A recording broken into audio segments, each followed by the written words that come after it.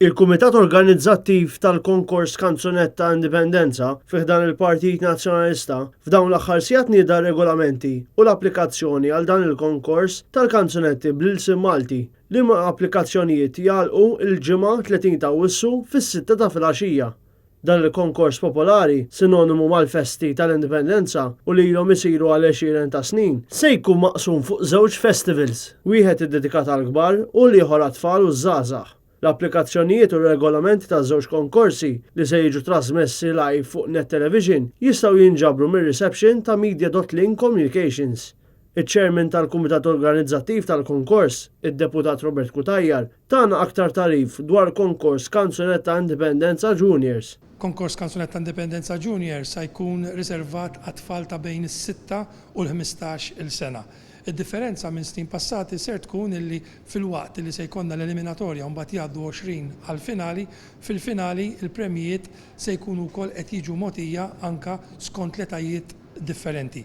Bid-differenza però ovvjament mbagħad l-overall winner ikun dikjarat bħala ir-rebbieħ konkors Kanzunetta Indipendenza Junior 2019. Il-konkors tal-kbar imbagħad se jkollu l-istess qafas bħal ta' snin passati. Minn 16 sena l fuq bejnietom jikkompetu jkun hemm l-eliminatorja u mbagħad b'ġurija apposta jiġu wkoll l-aħħar 20 illi dawn jikkompetu bejnietom għal fis-serata finali.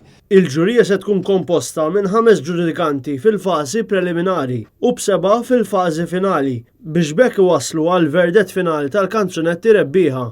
Kull kantant fiż-żewġ kategoriji tas-serati finali se jkollu numru abbinat miegħu tat-televoting biex it-telespettaturi wkoll jistgħu waslu il-fema tagħhom dwar il-kanzunetta preferita tagħhom.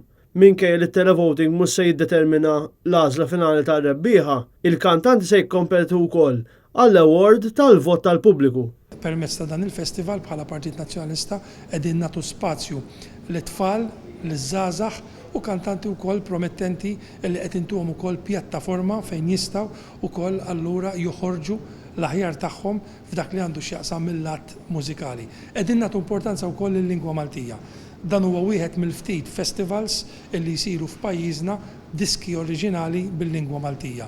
Anka fil-ġurija ser ikollna nies illi huma mitħla sew esperti fil-qasam mużikali, però għax se nkunu qegħdin nagħtu l-attenzjoni lejn il-lingwa tagħna, il-lingwa Maltija, il-lirika li se tkun ukoll oriġinali, allura ser ikollna nies esperti ukoll professjonali anka f'dak li għandu x'jaqsam ukoll it-tagħlim tal-lingwa Maltija.